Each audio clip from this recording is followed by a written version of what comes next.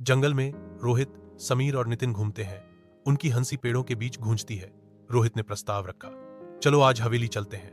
मैंने सुना है कि वहां भूतों की कई कहानियां हैं। समीर ने कबूल किया। मैं डरा हुआ हूं यार, नितिन ने पलटकर कहा।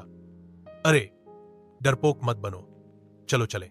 चांदनी रात में पुराना हवेली दिखाई देता है, जिसकी छाया भयावह रूप से फैली हुई है। तीन दोस्त, उनके चेहरे घबराहट से सने हुए, हिचकिचाते हुए अंधेरे में कदम रखते हैं। समीर फुसफुसाता है, उसकी आवाज कांप रही है।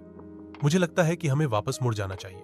पास के कमरे से एक धुंधली रोशनी टिमटिमा रही है, जो अनदेखे रहस्यों का संकेत दे रही है। मंद रोशनी वाले कमरे में एक बुजुर्ग आदमी लैंप के पास बैठा है। उसके चेहरे पर ज्ञान गहराई से उकेरा हुआ है, क्योंकि तीन दोस्त उसके सामने खड़े हैं। उनके चेहरे आशंका और जिज्ञासा के कैनवास हैं। उसकी आवाज शांत कमरे में गूंजती है। मैं इस हवेली का रक्षक हूं। जो कोई भी यहां आता है, उसे अपनी सबसे बड़ी गलती का सामना करना होगा। वृद्ध आदमी गायब हो जाता है, कमरा सिकुड़ जाता है और समीर चुप्पी तोड़ता है।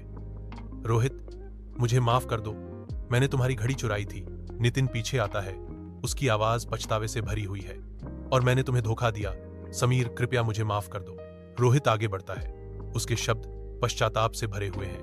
नितिन, मैंने तुम्हारे सपनों का मजाक उड़ाया, मुझे माफ करना। तीनों दोस्त हवेली से बाहर निकलते हैं। उनका बंधन परखा गया, लेकिन अब ईमानदारी में स्थापित है। रोहित अपने साझा अनुभव पर विचार करते हैं। हवेली ने हमें सिखाया कि सच्ची दोस्ती में ईमानदारी सबसे महत्वपूर्ण चीज है। समीर और नितिन अपनी सहमति की पुष्टि करते हैं। उनके बीच एक शांत समझदारी है। सहमत।